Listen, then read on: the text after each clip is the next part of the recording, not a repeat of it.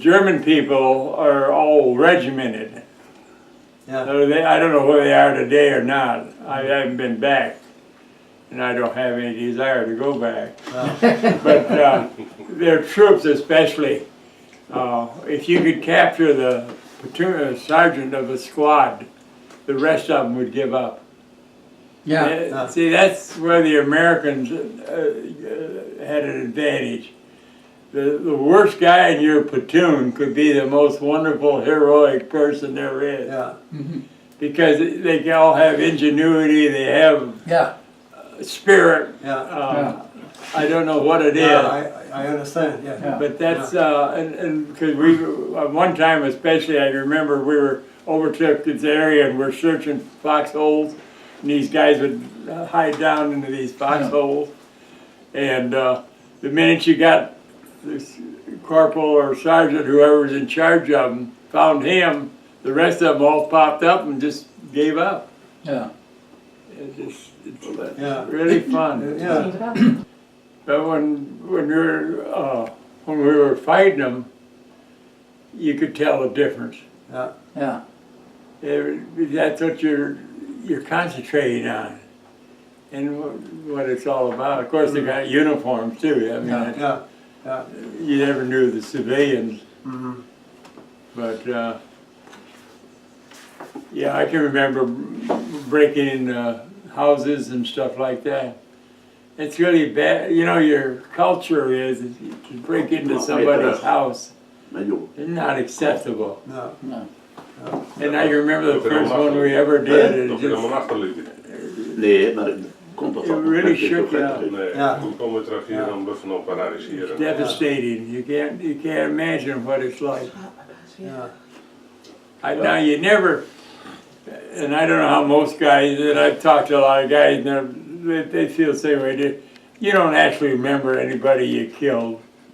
No. I know a couple that I made a mistake on. But I came out of Holland, and we're coming up this hill, and we had this big battle. That's where I got my commission from. But after it was over, I had a friend who was I was an operations sergeant, and I don't have any troops to command. I'm an operations sergeant because of the work I do, making maps and things like that. But I came up out of this battle, and a friend of mine, Sanfrani was his name, and he was an operations sergeant in C Company, or A Company, I can't remember, one of the companies right next to B Company. And he had been wounded in Holland and recovered enough to fight in in Normandy, but he recovered enough to go back to duty in Holland. And he lay there on a stretcher, and he's really in bad shape. And right next to him were two Germans. And they were not in that bad a shape, but they were laying there on stretchers. And I wiped them both out. Mm-hmm. And I regret that. Yeah. I'm sorry, Mm-hmm. but I'll tell you that. Yeah. That's the penalty I pay. Mm-hmm. But all the others, I mean, you fire. I went down this hedgerow, and I went one way and my friend went the other, and we each got Thompson subs, and we're firing at these Germans, and you see them fall, but you don't know whether you're not. No. I'm sorry. No, you defend also your own life. In a battle, you defend your own life. In a battle, you defend Well, your I own know. life. I talk too much.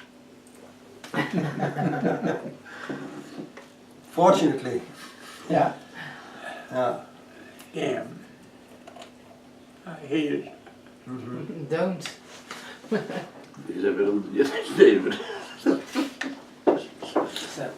There's nothing glamorous about war, I can tell you that. No.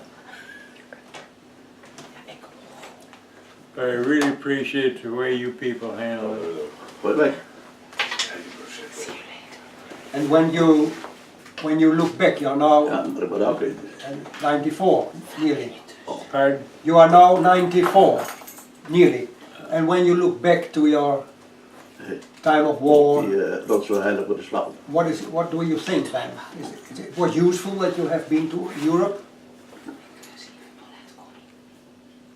Well, mostly I recall instances that happened.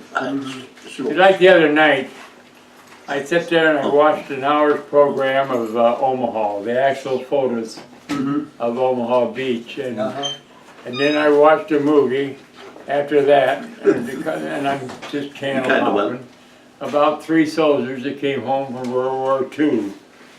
One of them was an airport pilot, and one was a Army sergeant, and another one was a sergeant. And they came home to different levels and the things they went through.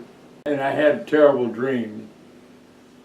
And I dream about guys that I know that lost their lives mostly.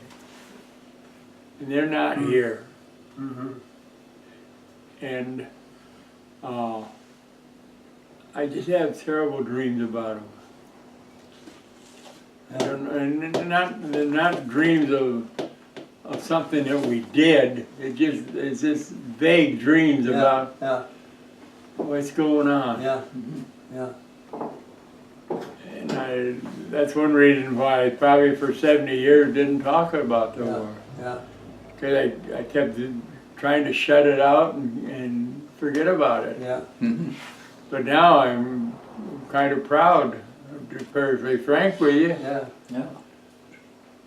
And these guys all did it for me. And that's why I do it for them. I hate wearing this jumpsuit. Is that so? Yeah. Yes. Why? Well, because people think I did all that, and I didn't do all that. Somebody else did it. There's only about 3 medals on here that I got. These 3 right here.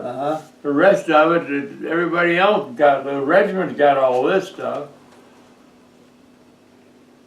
These guys, they lost their lives. And we lost a lot of them, you know. Between us and the beach guys that came up the beach, I don't know how any of them got through. Have you ever watched those movies? Yes. Yeah. They're horrible. Oh, terrible. Bill, the photo behind you, is that when you received your battlefield commission from Colonel Lindquist? Oh, that's sure. Yeah, that's the day I got my bars. Yeah, okay. That's in France. That's Colonel Lindquist. Lindquist, yeah. Yeah. And what did you get? Huh? What did you get? Well, see, I got a battle commission in Holland. And what that means is they come down and they give you a couple of gold bars and say, Knapp, you're in charge of the platoon. You're now an officer. But the paperwork, this happened in September of '44. And it was, what, February of '45? This picture, my papers finally came through and made it official. And this is, let's see, you don't see any bars on me here. There's no bars up there.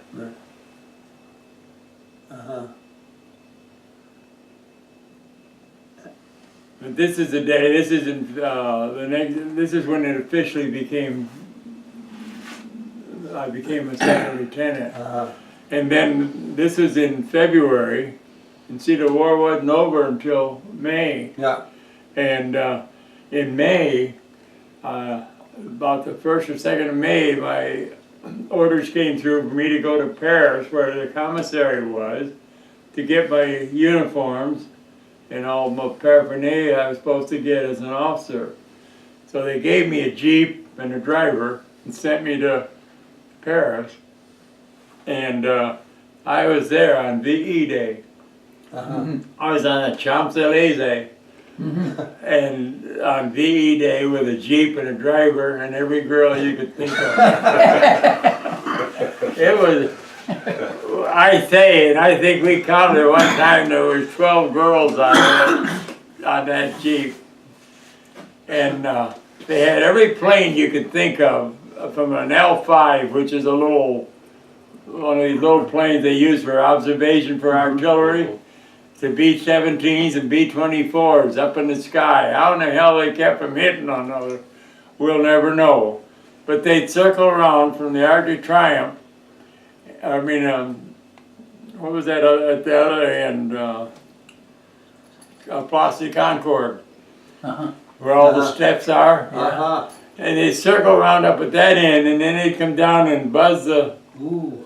Champs-Élysées to the Arc de Triomphe and then cut away. Oh. Ah, yeah. And there was something to see and to hear. Yeah. And they got bands playing, and of course the Champs-Élysées is just to walk down at any time. Like one song says, it comes up to meet you. Yeah. It's everything they said it is. Yeah. Well, see, right towards the end of the war, we were stationed, and that's another thing we're going to find out. I thought we were stationed at an airfield called St. Andrews. But our job was, we were alerted every day. See, Patton was coming through France, liberating it, and he was moving so fast, and nobody kept track of him. And Hitler said he was going to kill all the prisoners at Auschwitz and Belgium and whatever. There were 3 or 4 concentration camps. Well, our job, each one of us, I think it was battalions, were assigned to a different camp, and they were going to drop us on the camp to protect the prisoners so they didn't get killed. And so every day we were on alert from midnight until about 10 the next morning. If it didn't happen, then we wouldn't worry about it for another 24 hours. So everybody got leave to go to Paris. We were only about 40 or 50 kilometers from there. And each 2.5 ton truck had to have an officer. Well, most of the officers got tired of going, and I didn't. Because I just explored Paris. I saw the opera Dante's Inferno with the original costume. And I climbed the steps at the Place de Concorde, and I went to Notre Dame.